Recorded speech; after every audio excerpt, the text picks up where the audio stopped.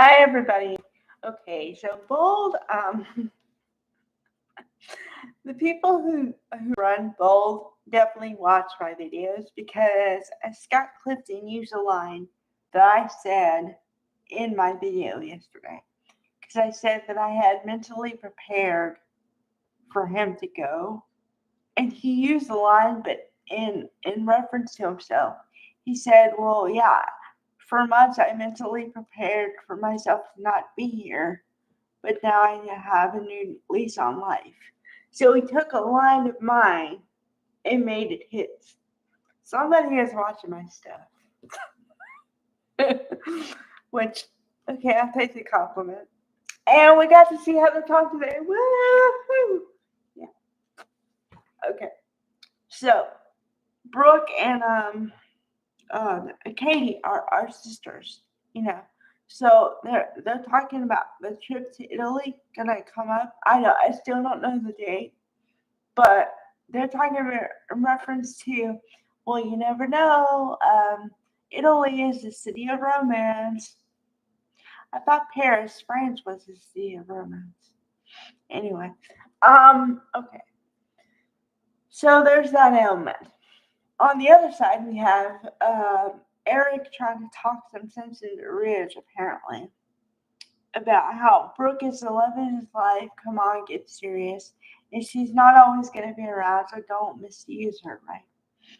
Okay, so we have those things going on. Besides that, we have Taylor and Nick having the conversation about where he used the line, I guess, with the engagement of you and Ridge is going to break up the Ridge, Taylor, Brooke thing.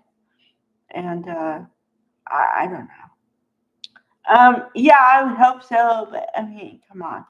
The whole soap opera is built on either the love triangle dynamic or the, you know, somebody is with somebody but they want to be with somebody else thing. Even if it's not a triangle, it's just like always there. And plus, this is soap opera. I mean, really. Okay, some things I like from today. I think I got all my rage out from yesterday because, as I've discussed plenty of times, I think that when it comes to storylines and stuff, I have storylines that I don't like and whatever. And instead of expressing it when it goes on, it like builds and builds and builds and builds until I can't take it anymore. And then it all comes out at the same time. So that's usually what happens. Okay, so today they took some notes, I think, because they're really trying to make Luna the character seem not so bad because and Finn actually went to Sheila's place or whatever, and he said, she said, "Oh, it's a great surprise," and he's like, "Well, yeah, but I felt it right to come over here and say thank you for trying to save my wife's or trying like saving my wife's life." And Sheila said, "Oh, it's no big deal, whatever." And Finn says, "Don't shortchange yourself. You did a lot." And then they talked about how Luna was not as bad as people thought and that she was misunderstood and she really had a bad past. And had she had a chance at the future, maybe she would have turned out completely differently.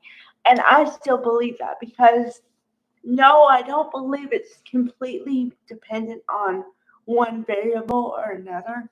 But if you have a good, stable childhood or family, then you're less likely to go wayward. Now, before I get some naysayers, I'm well aware that just because you have a stable childhood doesn't make you not do some stuff that's maybe bad in your future, okay?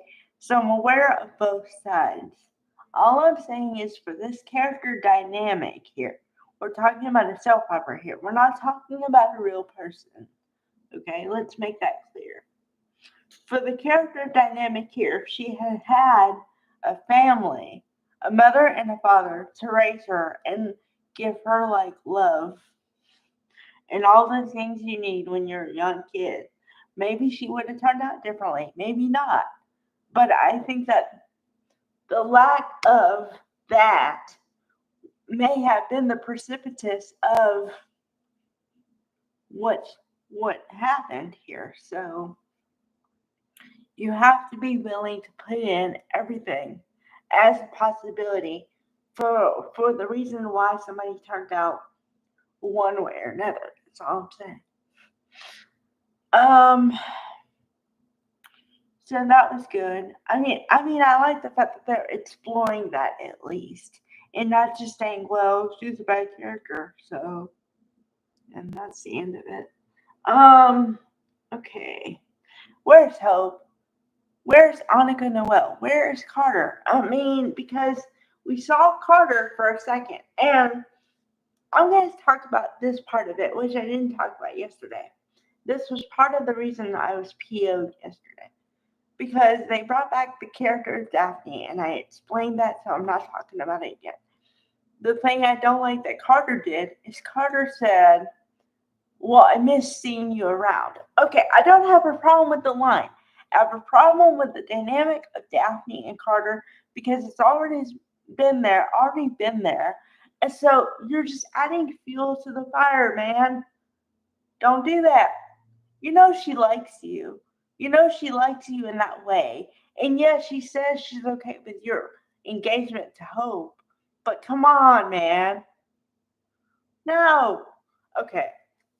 So, besides that, where are Hope and Carter? Because I know Lord St. Victor had a summer break, a vacation. Okay. I guess Annika and Noel's on a vacation now. I'd like to see them. I'd like to see the wedding. I'd like to see whatever. Please. Okay. I like the fact that Liam is happy, whatever. I think that, well, I know he is a good father compared to Bill. I'm sorry, Don Diamont. Love you, but in the father department, you're kind of lacking there, man. Um, so Liam is great, but I don't know. I still have this gnawing thing in the back of my head where it's like, okay, it seems like everything's good now, but how long is that gonna last? And also, I can't help but not get out the picture of Grace Buckingham in my head of falling down the wall and like hyperventilating at the same time. And it makes me wonder, why is she doing that? Why? So I don't know. I can't get that question out of my mind. Sorry, that's how I'm wired. Um. So yeah, I don't know. I guess we're gonna have to wait and see on the Italy trip and the if Ridge is gonna go back. I don't know, Brooke. But okay, let's have a little discussion here before I finish the video about the notion of end game.